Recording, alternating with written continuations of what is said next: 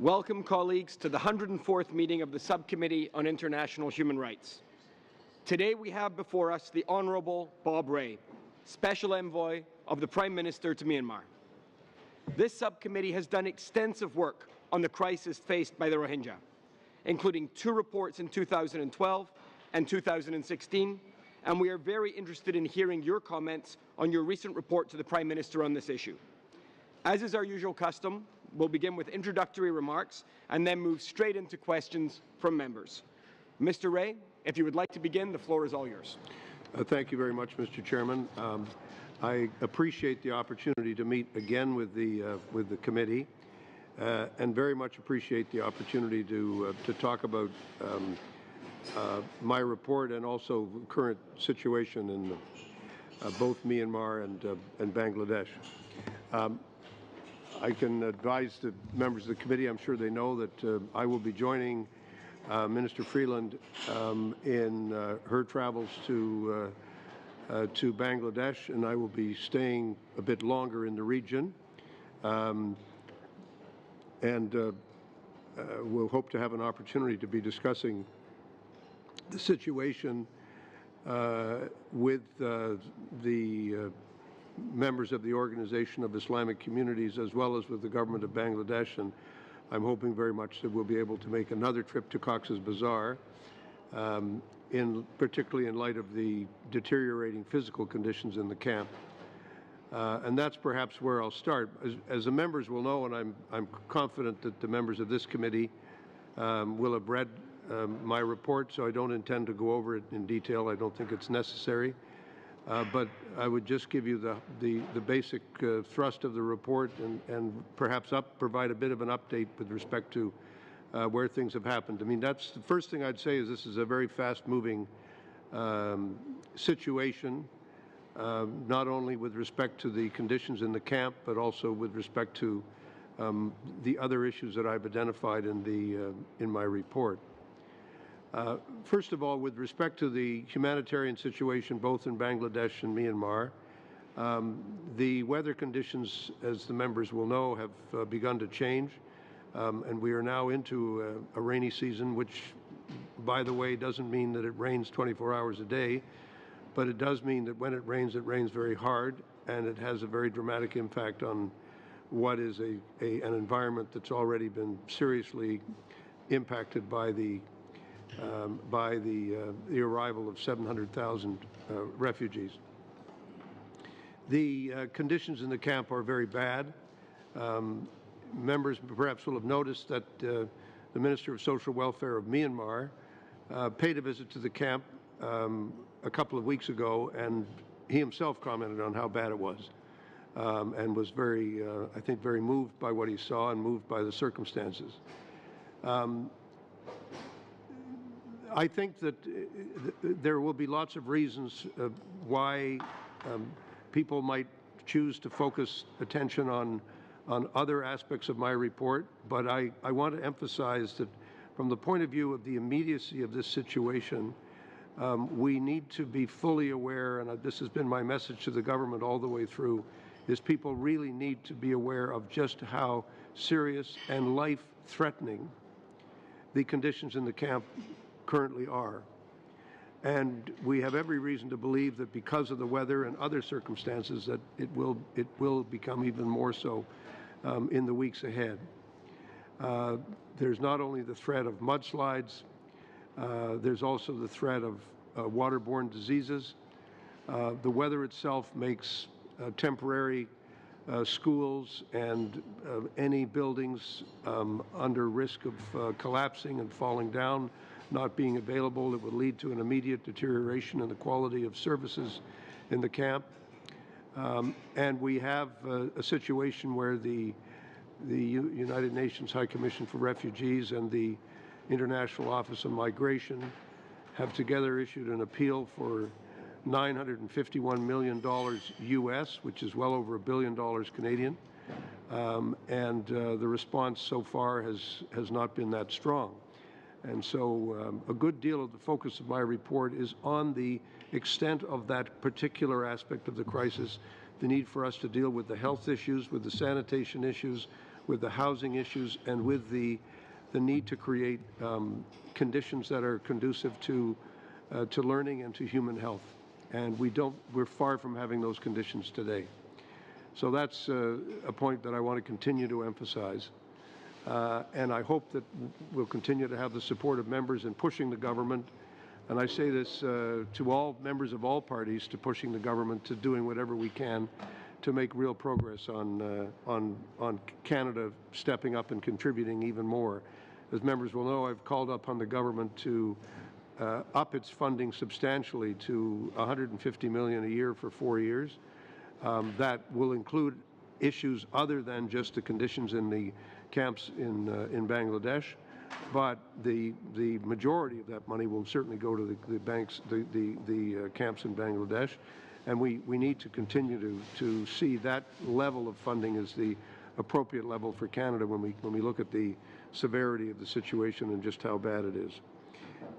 Secondly, with respect to Myanmar, there still are hundreds of thousands of Rohingya living in Myanmar, living in very, very vulnerable conditions. Some in IDP camp. There's a very large IDP camp in Sitwe.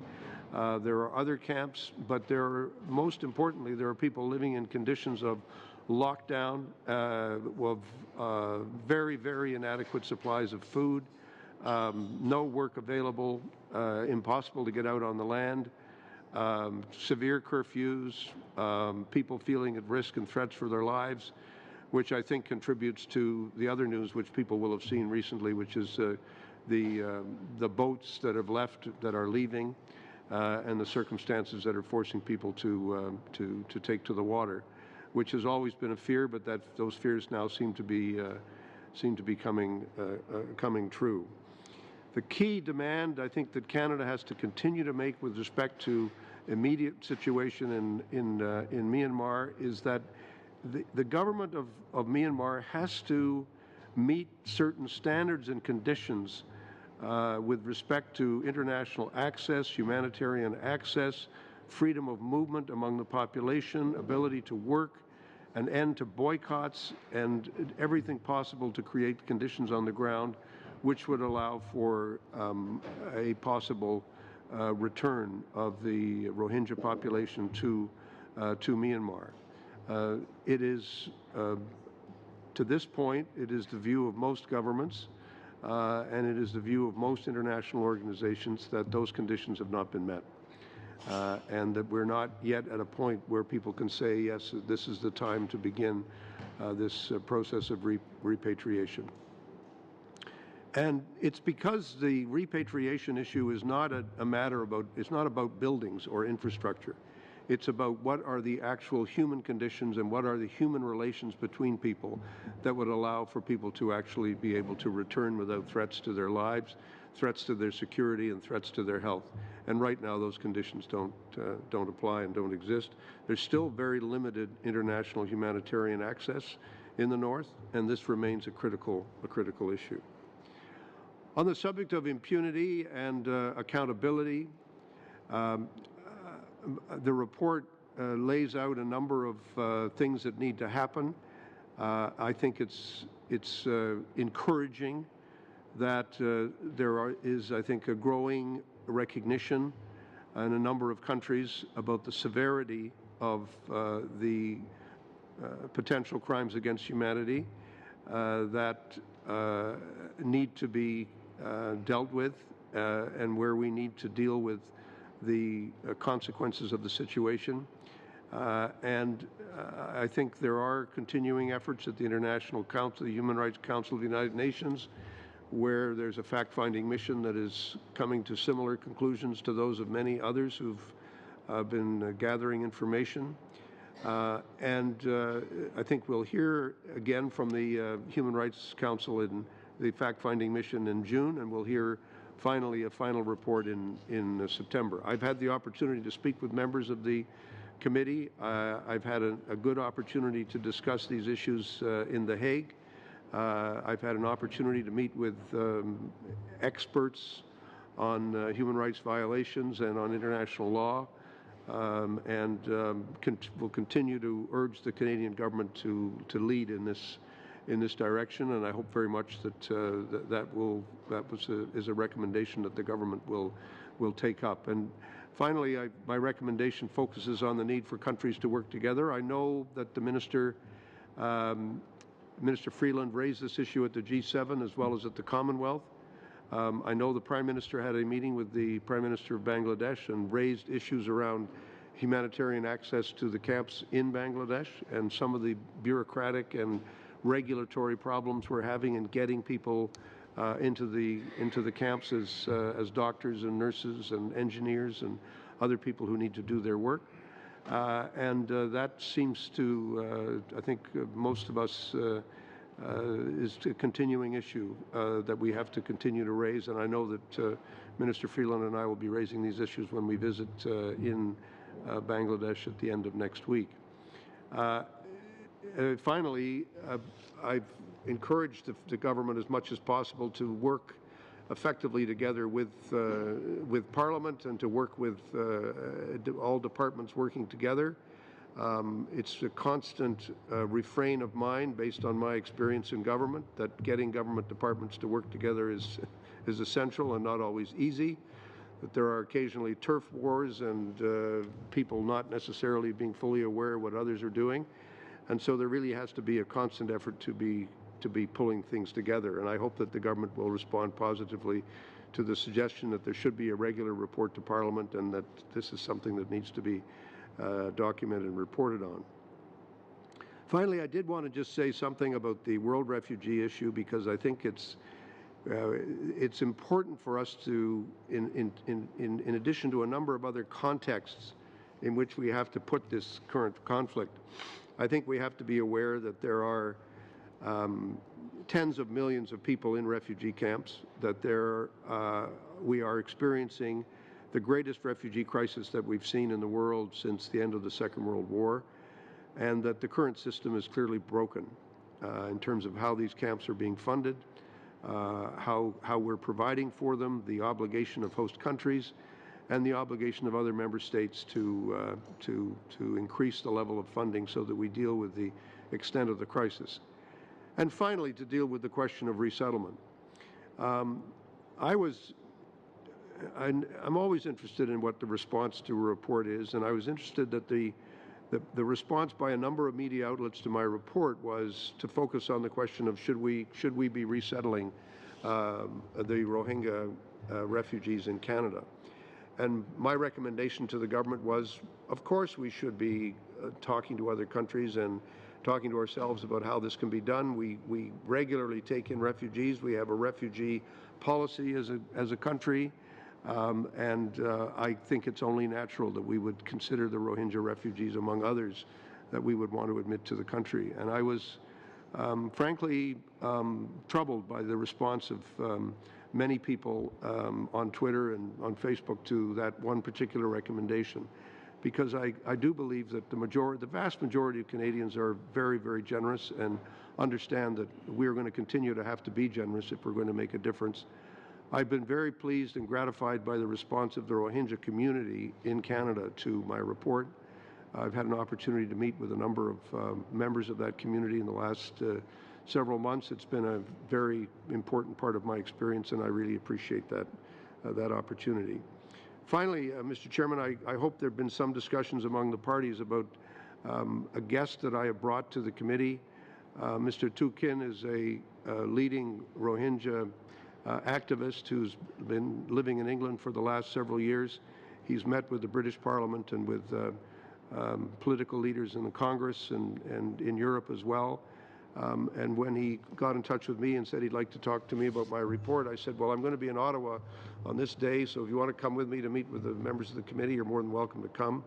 And I would hope that at the end of my comments, he might have an opportunity to say a few words. I don't want to eat into anybody's time. I realize the sensitivity of these things, having been in this place for a while.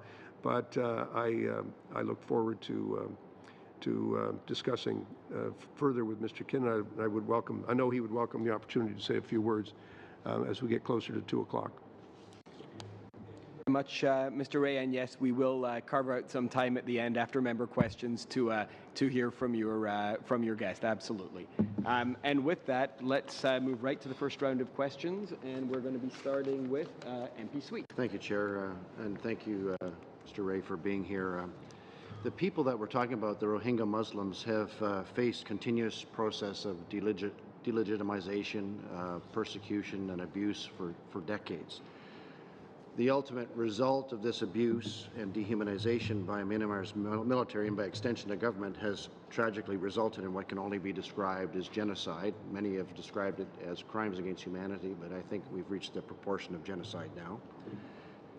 This is not only an affront to their rights as a Muslim minority, but it's an affront to everything good and pure and civilized, and certainly an affront to religious freedom. We've raised this issue in the House and at this committee on numerous occasions since the last election. We are very grateful for your report and your work on the issue. We remain concerned by the fact that little has been done to bring diplomatic pressure on Myanmar's government and by extension the military. It puzzles me to date that only one person in Myanmar's government has been sanctioned under the Magnitsky Law.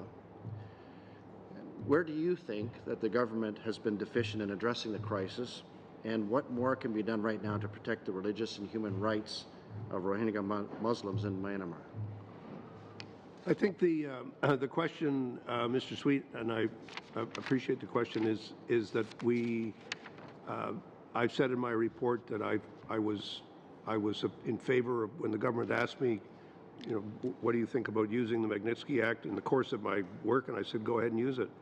The key thing is to make sure you've got evidence that will sustain any attack on that measure. And so there's a legal process that the government has to go through in terms of determining an individual's responsibility. And I continue to believe that that's something that should continue to happen. And I think that it seems to me is something that the minister has indicated to me that she supports it and that she's keen to do it, and she's certainly, I know, raising it with her fellow members, fellow foreign ministers. You'll appreciate that a measure like the one we've taken is really the most effective when a number of other governments agree to do the same thing. Right now, there are two governments that have agreed to do that, ours and the United States. European governments have yet to do it. And so we are pushing the Europeans to say, let's try to move here together and move in the same direction at the same time. And there are competing views in other capitals, but I've been very clear that I think that applying individual sanctions is appropriate and is something that I hope the government can continue to look at.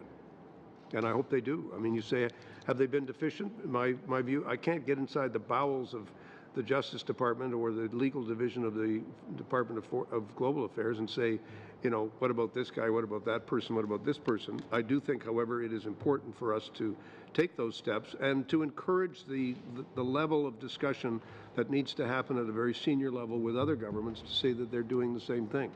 And I hope that they will. You've mentioned that you've asked the government for an investment of $150 million per year over a 4-year period, and that right now there's difficulty in raising that money in the international community to top up what's required to make sure that the refugees in Bangladesh are looked after. My concern really is the fragility of Bangladesh at the moment as well, and it concerns me, particularly in your recommendation 5, you begin to talk about dealing with international partners, but I'm wondering, I feel that we're in a position here where we have some moral authority. We've invested, Aung San Suu Kyi is an honorary citizen. We've invested millions in political, the development of democratic institutions in Burma, and we have also our history of bringing international pressure against the South African government and making sure that the collapse of apartheid happened.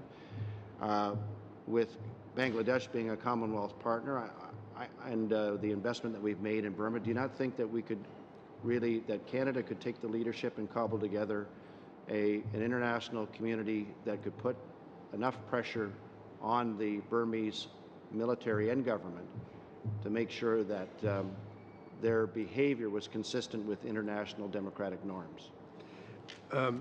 Mr. Sweet, the whole thrust of my report is that Canada should take a leadership role. That's what I'm saying. It's not. I don't mince words in the report. I make it very clear. I think, but in order for us to be a leader, we have to be prepared to take measures ourselves, and we have to be prepared to make investments ourselves. So, in building that coalition or that group of like-minded countries, we have to recognize that while you say we've invested millions in Burma, we're actually historically we've done very, very little in Burma. We don't have. For a long time, there was virtually no economic or political relationships between our government and the government of Burma. We didn't have any diplomatic representation. We had no aid program. We had nothing for a very long period of time, for many, many decades. During that time when we weren't there, guess who was there? Chinese, big time, always present and investing not a few millions, but billions of dollars into the Myanmar economy. Same thing is true in a different way for the Indian government, for a number of other Asian governments that have invested very, very heavily in Myanmar. So when it comes to leverage, I wish we had more. But I think what we have to do is build up with Bangladesh and with a number of other countries a real effort to effect real change in Myanmar. And you're absolutely right. I mean, there are basic international standards which I believe, and I say in the report, I don't think by any stretch you can say the government of Myanmar has lived up to these standards. The fact that 700,000 people, plus more, left in the space of about 4 months' time, that hundreds of villages were destroyed, thousands of people were killed, that there's evidence of the use of rape as a tool of war. There's horrific examples of how people have been, as you've said, dehumanized and marginalized over a long, long period of time.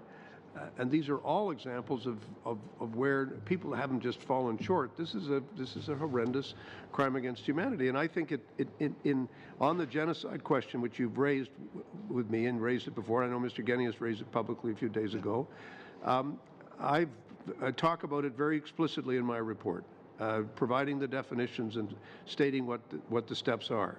The key thing here is we've got to build a process by which a government or a parliament can make a determination. You can't just snap the word out of the air and say, I've read 3 newspaper articles and this is why I think it's genocide.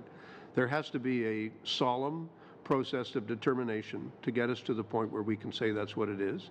And I firmly believe that's what should happen. I have no hesitation in saying that. I think what's taken place, and above all, as I said in my report, a genocide is not an event, it's not a lightning bolt out of the blue that happens in one day. It's a process. And there's a terrible process that's been underway inside Myanmar, and it's had terrible consequences for the Rohingya. And in my view, it's had terrible consequences for many, many other members of the Myanmar political community. Many, many other groups and people have been very badly affected by what's taken place. Mr. Ray, I wanted to ask you, how much do you think that the foreign investment that's presently there in Burma is impeding the capability of developing this coalition to put pressure on the Myanmar government? I don't think it is. I mean, to me, a process of pressure or a process of persuasion or increasing the process will obviously be dramatically assisted if we could persuade China and India to join in this process. But that's a difficult thing to do, and it's something I think everybody's got to think about. But we do need to appreciate the fact that there hasn't been a huge amount of foreign investment in Myanmar. It has only very recently emerged from a state of significant political, economic, and social isolation. And the process of development in many parts of the country is very slow, and other parts it's more rapid. But there's still a lot of opportunity for us to do what we can to work with others. But the key is working with others. It's not just what we do, it's what we do with others. That's one of the key messages in my report. Thank you very much, Mr. Ray. We will now move to MP Khalid. Thank you, Chair, and thank you, Mr. Ray, for the great work that you've done with respect to this very dire situation. To begin, I just wanted to seek some clarity. I know that you've expressed an opinion that there are two governments in Burma or Myanmar, one being the civilian and one being the military. But you've also said that that there's a resentment and discrimination at the very grassroots level against the Rohingya in terms of the opinion of those that live in Rakhine State. And we've also heard some reports now of there being now persecution against other minorities, including Christians that live in Burma and in Myanmar.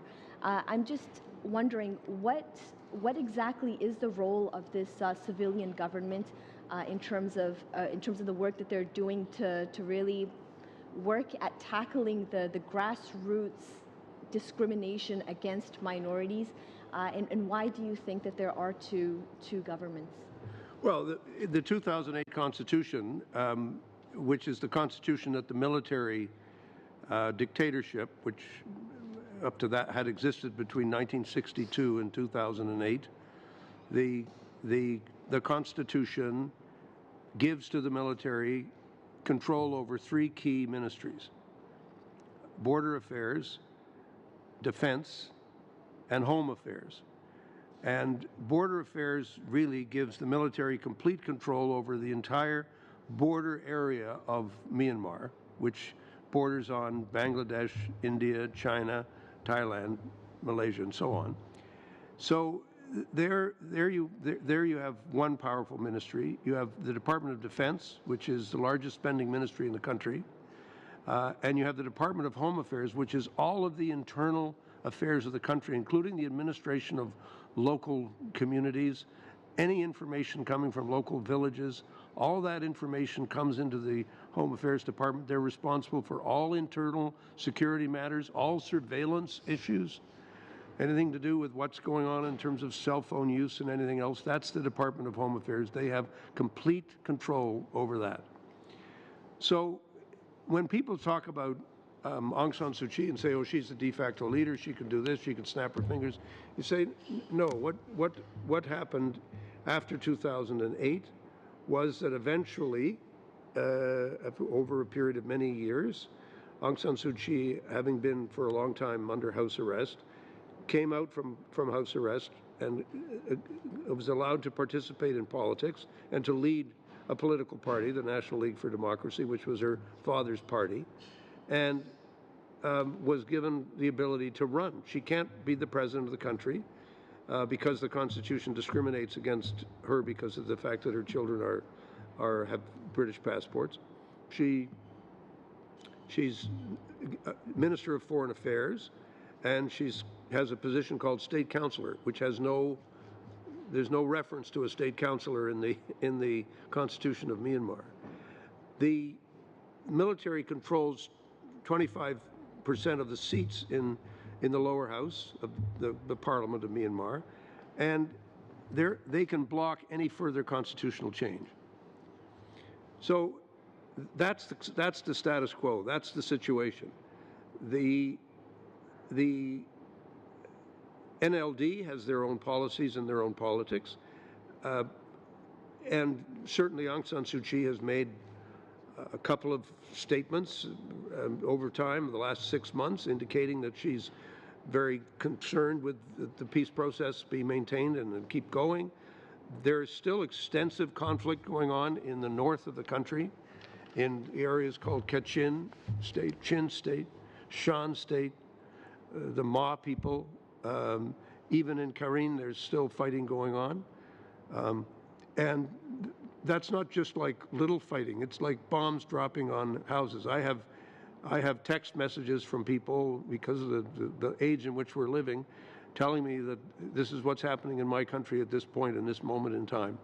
So I think we need to understand that this notion that this is sort of automatically a democracy in transition, there's nothing automatic about it at all. It's a military government with civilian participation, in which the leader of the civilian participation is Aung San Suu Kyi. And I think we have to develop a greater degree of understanding of, what is the situation inside the country before we conclude that certain people are responsible for certain things. I don't think we entirely know the answers to those questions.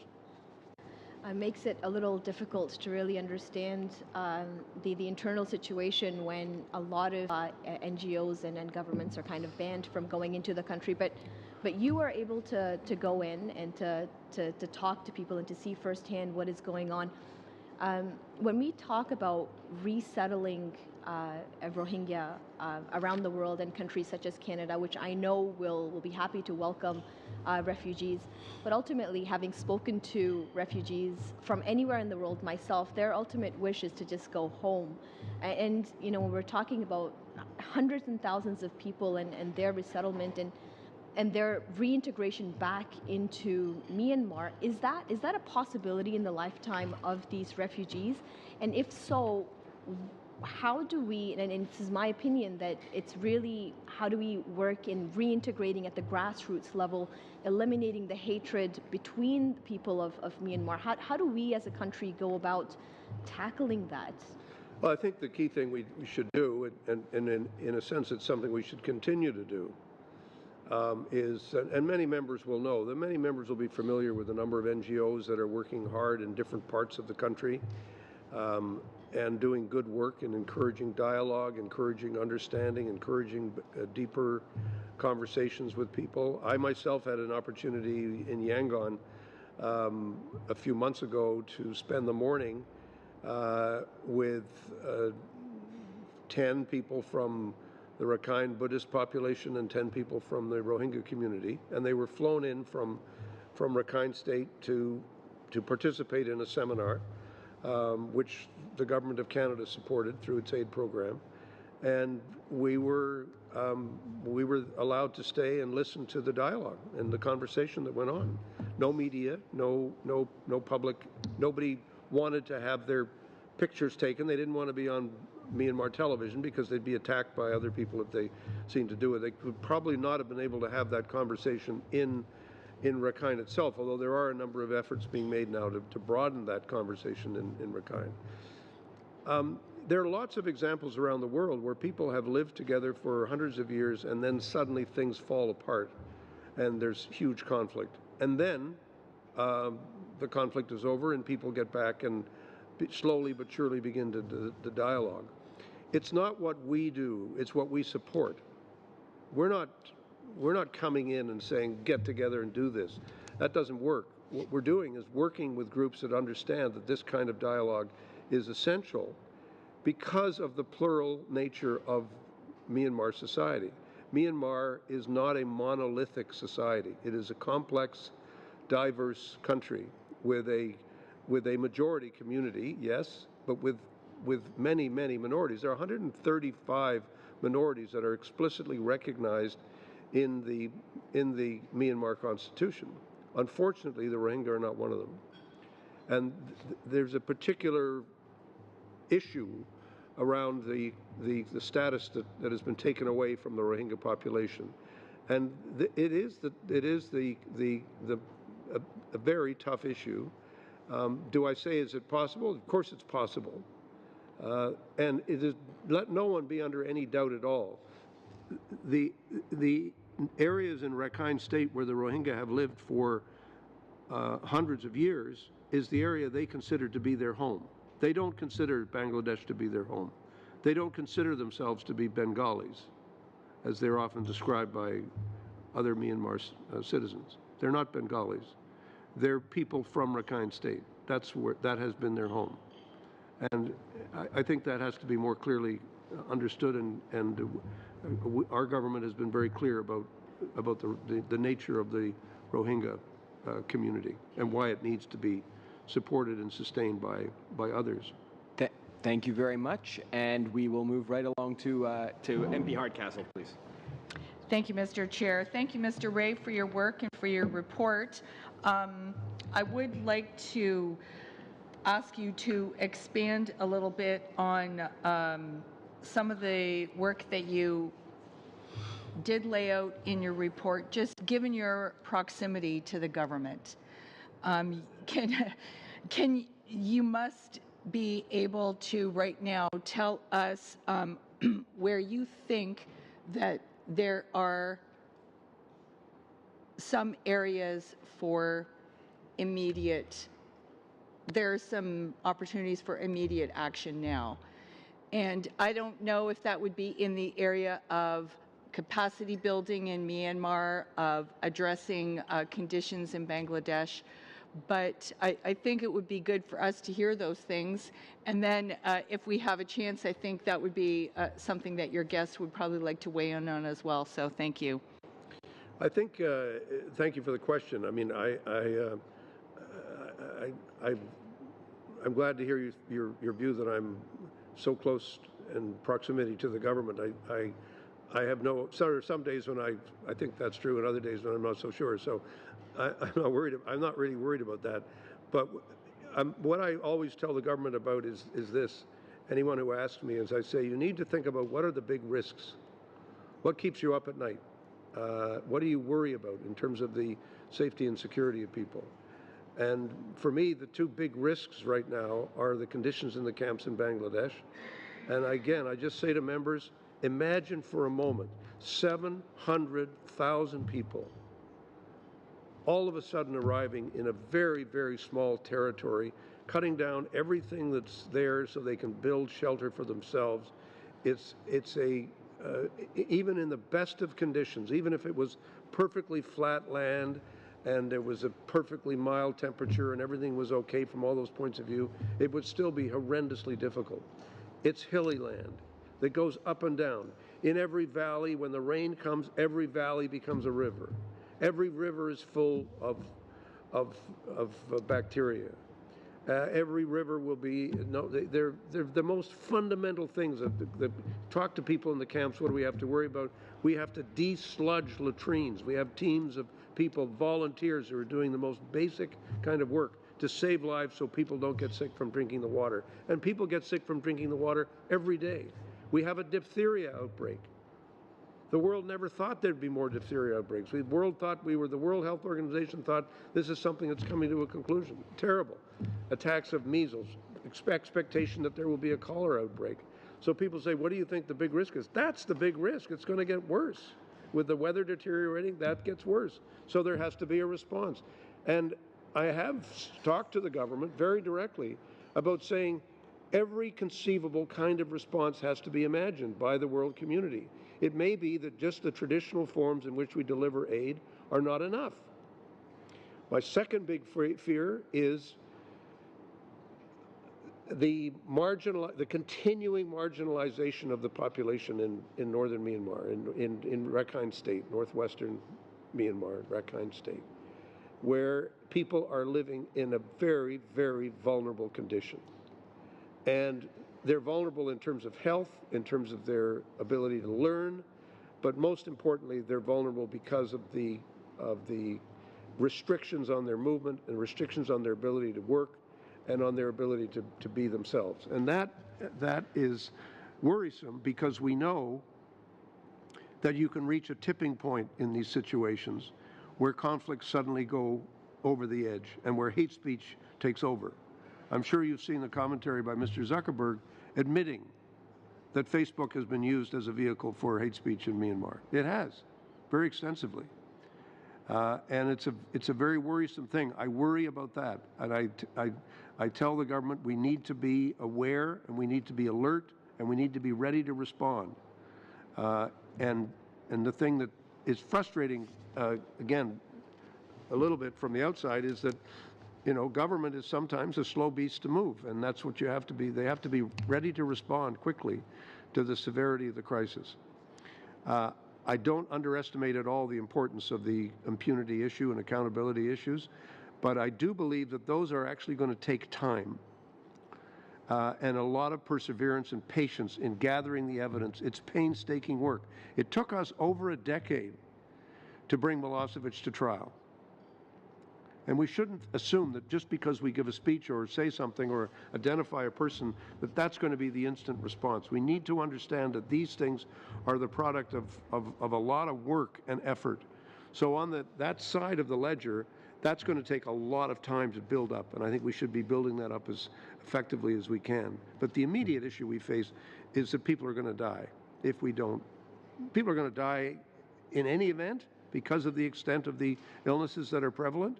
But we want to make sure that more people don't die, and that's what we have to deal with. And just to give you a sense of it, Cheryl, when I was speaking to a meeting of aid workers in Cox's Bazar, which is the town which is the closest to the camps, one of the people sitting in the room, I can remember it very vividly, she looked at me, she said, "Mr. Ray, you need to understand something." She said, "It's not about are people going to die, it's about how many people are going to die." And so I'm reporting that to you, members, because I want you to be aware this is not just something that comes out of the air. It's a real thing, and it's halfway around the world, but it is happening, and we have to be able to respond to it.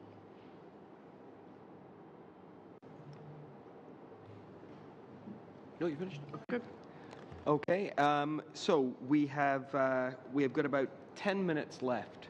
I just want to get a sense from members whether we can now hear from Mr. Kin, or that okay? Okay. Okay. Mr. Kin, if we can invite you to please come up to the table and.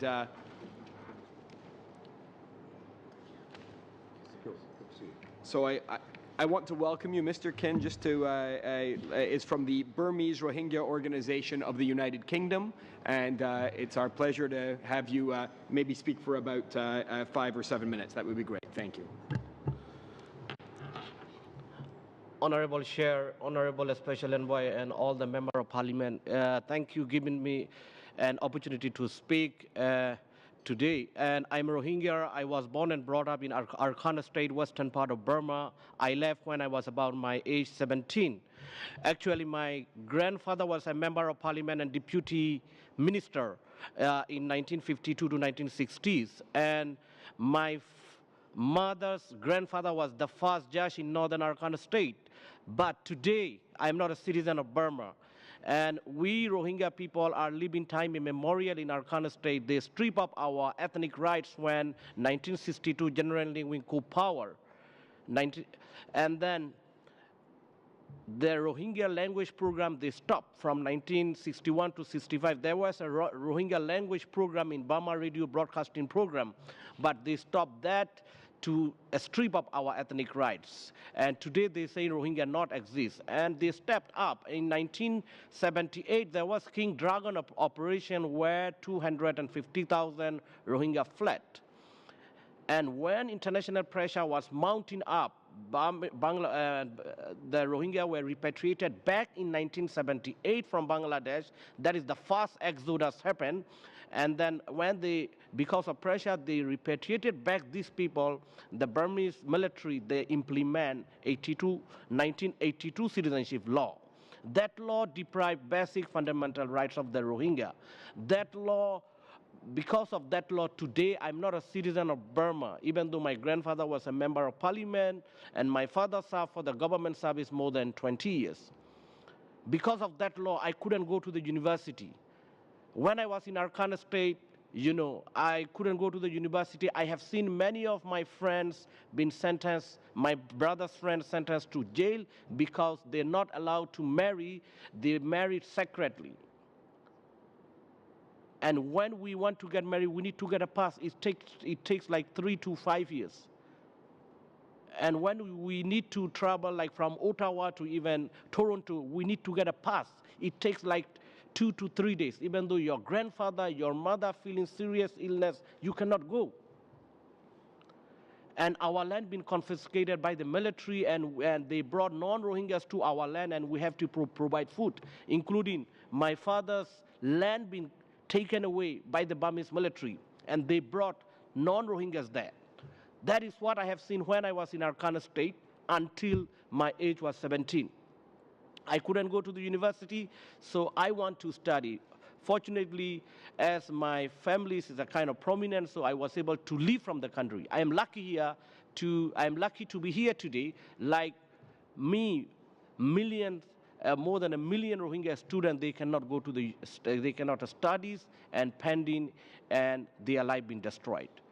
So that is what's happening since 1962 until 2010. After 2010, when I should say so-called democracy came in Burma, hate speech been spread up. Because of that hate speech, 140,000 Rohingya become IDPs in Sittwe. And then, where we have 2014 census, Rohingya been excluded. In 2015, the first time in election, Rohingya were not able to vote and right to vote and right to be a member of parliament. They've been taken away. And what's happened after 2015, in 2016, when the Rohingya attacks, they burned down Rohingya houses and villages. And we have seen in 2017, October, the largest crisis. And that time I was in Bangladesh. 4 weeks I spent. I met some of my friends, some of who were my childhood friends, and I met a lot of my relatives. They told me the way the Burmese government, they burned down the houses, very systematic. And I want to share with you one story. One woman told me, when the military entered their village, they rounded up the village, and first, even 7-year-old boy was knifed to death. And then the military raped the lady, and another military tried to rape. She was able to get away, to run away. And in front of her, her husband was slaughtered by the military. And in one village, Tulatuli, thousands of Rohingya been killed. The military told them, we are not doing anything to all of you, just get out from our village, from your houses, and 20 trucks of military rounded up, they just shooting them. That is what I heard when I was in Bangladesh. And I was Bangladesh 3 times. In February, and it's last 2 weeks ago, I was there. I met them. They told me this is story unbearable, inexpressible. I cannot express how I don't know how to express their stories. All you have know. And so what I want to highlight here is, and it's been what the Burmese government, doing to our community. We are a people. We are manageable minority. We have our land. We have our culture and our civilization. What they doing, they taken away everything. Finally, what they did in 2017, August after, is we had only land. That land, they burned down all the villages, and they already driven us out from our country. That is final stage. So this is very systematic, intentionally destroying our community. It is a genocide. That is what I can say as a Rohingya myself. So we really appreciate Canadian government continued support. I would like to express many thanks to Honorable Envoy Bob Rae for his wonderful report. So what we need, Rohingya demand, is for the short term, we are a people, we do not want to see our community will face exploitation in refugee camps for many years, because the way the Burmese government, military, they bulldoze the villages. So in 5 years or in 10 years, I do not see many Rohingya will return. But they told me they want to return. The Burmese military and the government created impossible situation to return their village. And they bulldoze and they burn down. Whoever remaining now, the people every week, 1 to 10 families are fleeing. 3 days ago, I received a call. Some people are trying to flee this weekend again. That is what I'm hearing every week, every time, from my relatives, from my friends. So for the short term, we need support to protect these Rohingya refugees. Monsoon rainy season is coming, and according to IOM officer whom I met, more than 200,000 Rohingya refugees directly can affect flooding and landslide. This is always happen there every year. So I worry that we will see much more disaster in rainy season. So I would like to request a Canadian government and international community to protect refugees and to also build up capacity building. We Rohingyas, we do not want to see exploitation of our community. They want to study. That's what refugee told me last few days ago when I was in a camp. They want to send their children to study, so they want to build up capacity building for their refugees. And also, I would like to request that to resettlement is not easy 700,000, but a few hundreds or a few thousand, whoever able, whoever got well educated, we need Rohingyas grassroots level to bring up the leadership. And so that's important, that to resettle and to educate them to Canadian universities or others. Because there are many students who couldn't go to the university, they just stop and their life is destroying. Their life in exploitation they will face. And for the longer term, what we are demanding here is, as we have seen this situation, Burma, Buddhist monks, institutions, military, security forces, and NLD, USDP, military, they all are saying that Rohingyas are illegal immigrants. We can't see any protection in our country. So we are demanding protected homeland, protected return to protected homeland or in Myanmar. We are not asking any separate state. We are just demanding our citizenship and our rights, but we need protection from international community in our homeland, in our country. Otherwise, we will face another mass atrocities. Anytime can happen. That is what, before repatriation, we need to see the situation change. Before repatriation, we want to get protection in our country, where at least 450,000 Rohingya left in Burma. These people are fleeing every day. So, my dear friends, and I'm very pleased for your concern, for your wonderful support for our community. We are a people in 21st century facing genocide. So sometimes we feel hopeless for our community. When I see the refugee camps, my brothers and sisters, they told me, please raise your voice. Please support us. We are a people, facing genocide. We need your help, your support to end this genocide. We want to return to our homeland. Please help us with the protection to send us, to return us our homeland. That is what I want to request all of you. Thank you so much and really appreciate for all wonderful support. I'm sure you all will continue wonderful work to save the lives of Rohingya. Thank you so much. Thank you very much, Mr. Kim, for those impassioned remarks. Mr. Ray, thank you for being here and engaging with us on the topic of the Rohingya. And you've given us a lot to think about in those closing remarks, Mr. Kim. So with that, we're going to adjourn. Thank you all.